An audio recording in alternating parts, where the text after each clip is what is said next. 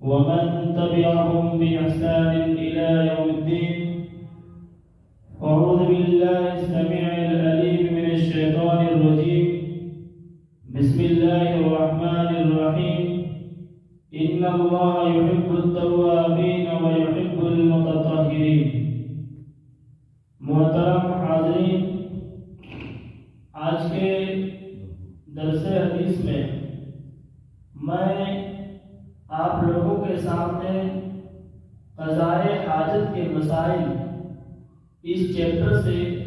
3 مسائل بیان کروں گا۔ پہلا مسئلہ رہے گا، اگر پیشاب کرنے کے بعد پیشاب کا قطرہ ٹپکے تو کیا کریں۔ اسی طرح دوسرا مسئلہ رہے گا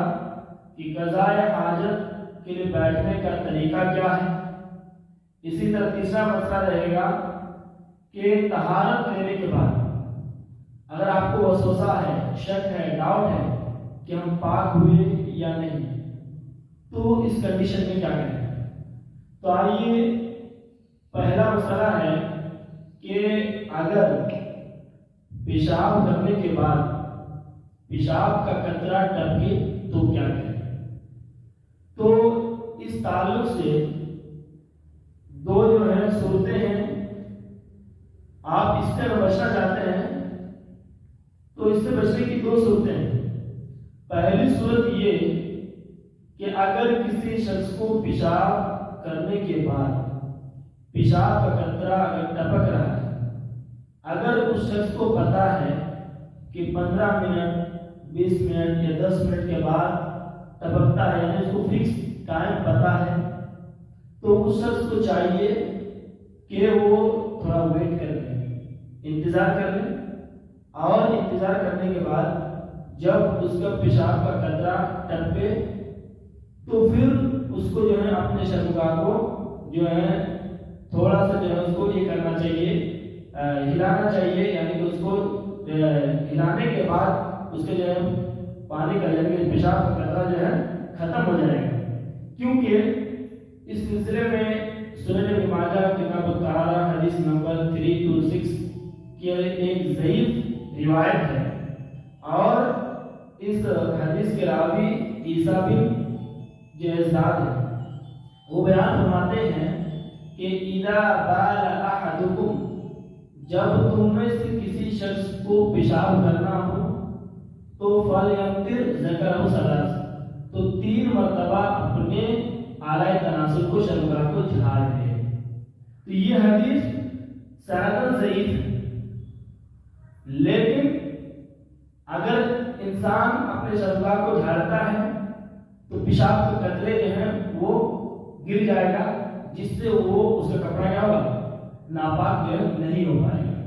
تو پہلی صورت یہ کہ اگر کسی شخص کو پیشاب کرنے کے بعد پیشاب کا قطرہ ٹپک رہا ہے تو اس کو چاہیے کہ تھوڑا ویٹ کر لے، انتظار کرنے کے بعد جب وہ پیشاب کا قطرہ ٹپک جائے پھر وہ اپنے شرمگاہ کو دھو کر کے وضو بنا لے، جیسا کہ صحیح مسلم کی روایت ہے، اذا جاء الوقت، جب نماز کا وقت آ جائے تو فتوضا، تو وضو بنا لے، وصلی، اور نماز پڑھ لے۔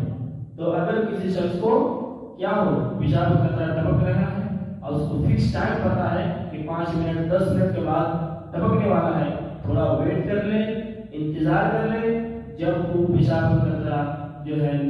ٹپک جائے پھر اپنے شرمگاہ کو دھو کر وضو بنا کر نماز پڑھ لے۔ پہلی صورت۔ دوسری صورت یہ ہے کہ اگر کسی شخص کو پتا نہیں ہے کہ میرا پیشاب کا قطرہ کبھی بھی جو ہے گر سکتا ہے، آؤٹ آف کنٹرول ہے، تو اس کو کہتے ہیں سلسل باول، پیشاب کے قطرے کا ٹپکنے کی بیماری۔ ایک طرح کی یہ ہے بیماری ہے کہ آدمی کو پتہ ہی نہیں چلا کب پیشاب جو ہے اس میں نکل گیا، اتنا جو ہے وہ بیماری ہوتی ہے ایک طرح کی۔ تو جب اس طرح کی بیماری ہو تو کیا کریں، تو اس کے بارے میں اللہ تبارک و تعالیٰ قرآن مجید کے اندر بیان فرماتا ہے۔ سورۃ التغابن سورہ نمبر 64 پارٹ نمبر 28 آیت نمبر 16 کے اندر کہ فاتقوا اللہ ما استطعتم، تم اللہ تبارک و تعالیٰ سے جو جہاں تک ہو سکے کرو، تو اگر آپ سے جہاں تک ہو سکے آپ پاکی حاصل کرنے کی کوشش کیجیے، لیکن آپ نے جہاں تک ممکن ہو سکا، جہاں تک پاسبل تھا، آپ نے پاکی حاصل کی۔ اس کے باوجود بھی اگر پیشاب کا قطرہ ٹپک رہا ہے تو وہ آپ کے کنٹرول میں نہیں ہے، وہ آپ کے اختیار میں نہیں ہے۔ اور اللہ تعالیٰ نے قرآن مجید کے دوسرے مقام پہ بیان فرمایا، سورۃ البقرہ سورۃ نمبر 2 باب نمبر 2 آیت نمبر 286 کے اندر کہ لا یکلف اللہ نفسا الا وسعها، کہ اللہ تعالیٰ کسی شخص کو اس کے نفس سے زیادہ مکلف نہیں بناتا۔ یعنی آپ کو جہاں تک ہو سکے آپ پاکی حاصل کرنے کی کوشش کیجیے، اس کے بعد اگر پیشاب کا قطرہ ٹپکتا ہے تو پھر جو ہے وہ آپ معذور ہیں، پھر انشاءاللہ آپ کو کوئی فرق نہیں پڑے گا۔ یہ پہلا مسئلہ ہے۔ اسی طرح دوسرا مسئلہ کہ قضاء حاجت کے لیے بیٹھنے کا طریقہ کیا ہے۔ اس سلسلے میں اللہ کے صلی اللہ علیہ وسلم کی حدیث ہے، سنن بہقی حدیث نمبر 146 ان سراقہ بن مالک رضی اللہ عنہ، حضرت سراقہ بن مالک رضی اللہ عنہ بیان فرماتے ہیں کہ علمنا رسول اللہ صلی اللہ علیہ وسلم فی الخلا، کہ اللہ کے نبی صلی اللہ علیہ وسلم نے ہمیں قضاء حاجت میں بیٹھنے کا طریقہ بتایا۔ کیا طریقہ بتایا؟ ان نقعد علی الیسرا وننصب الیمنی، کہ بائیں پیر پر زور دے کر بوجھ دے کر بیٹھے اور دائیں پیر کو اٹھا کر بیٹھے۔ یہ حدیث سندن کیا ہے؟ ضعیف ہے۔ اس حدیث کا حکم ہے کہ یہ حدیث ضعیف ہے، تو ضروری نہیں ہے کہ آپ بائیں پیر پہ زور دے کے بیٹھیں اور دائیں پیر کو کھا لیں، کیونکہ یہ حدیث ضعیف ہے۔ لیکن پھر بھی عبداللہ بن بسام جو ہے رحمہ اللہ کیا کہتے ہیں، علماء کا جو قول نقل کرتے ہیں، ہم کہتے ہیں کہ اگر کوئی آدمی بائیں پیر پر زور دے کے بیٹھتا ہے تو یہاں پر معدہ ہوتا ہے، جس سے جو ہے فضلات جو گندگی ہے وہ آسانی سے نکل جاتی ہے۔ اسی طرح جو ہے ڈاکٹر محمد علی وہ بیان کرتے ہیں کہ بائیں پیر پر بوجھ دے کر بیٹھنے سے جو معدہ ہوتا ہے یہاں پہ بائیں سائڈ میں ہوتا ہے، جب بائیں سائڈ پہ بیٹھیں گے تو زور پڑے گا، جس سے گندگی فضلات کا جو ہے خارج ہونا نکلنے میں بڑی آسان ہوتی ہے۔ اس لیے ایسا کرنے سے جو ہے آسانی سے فضلات نکل جاتی ہے، لیکن یہ ضروری بات نہیں ہے کیونکہ یہ حدیث ضعیف ہے۔ اسی طرح تیسرا مسئلہ ہے کہ طہارت حاصل کرنے کے بعد اگر آپ کو وسوسہ پیدا ہو گیا، آپ کو ڈاؤٹ ہو گیا، شک ہو گیا کہ ہم پاک ہوئے یا نہیں، یعنی آپ باتھ روم میں گئے، باتھ روم کی، آپ کو ڈاؤٹ ہو رہا ہے کہ کہیں ایسا تو نہیں کہ پیشاب کی چھینٹیں میرے کپڑے میں لگی ہیں، تو اس کنڈیشن میں آپ کیا کریں؟ تو اس سلسلے میں اللہ کے نبی صلی اللہ علیہ وسلم کی حدیث ہے، صحیح بخاری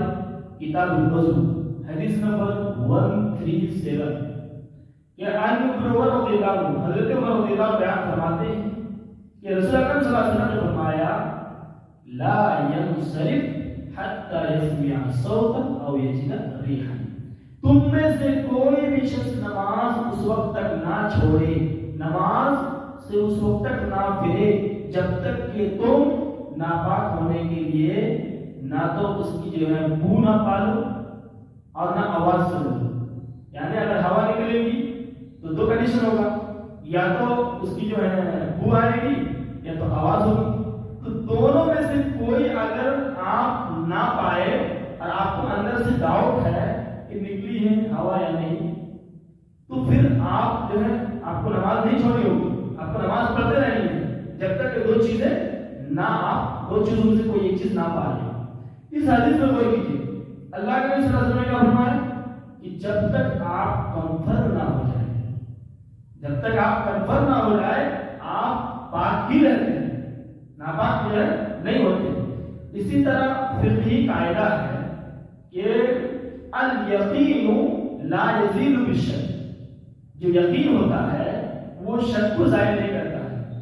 یعنی کہ آپ کو یقین ہے اور ایک طرف آپ کو شک ہو گیا تو شک کو نہیں مانا جاتا بلکہ یقین کو مانا جاتا۔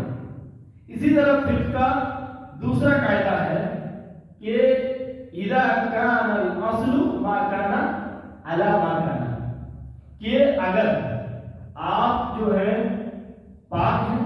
لیکن آپ کو ڈاؤٹ ہے کہ آپ ناپاک ہیں، تو آپ جو پہلے تھے یعنی پاک تھے تو اس پہلے کو مانیں گے۔ تو اس سے کیا پتا چلا حدیث سے اور فقہی قاعدہ سے پتا چلا کہ اگر آپ طہارت لے رہے ہیں، آپ کو ڈاؤٹ ہو گیا، آپ کو وسوسہ پیدا ہو گیا، تو وسوسہ کے بنا پر آپ کو نہیں ماننا ہے، بلکہ آپ جو ہے پاک ہی مانے جائیں گے۔ اللہ رب العالمین سے دعا ہے اللہ رب العالمین اس مسئلے کو سمجھنے کی توفیق عطا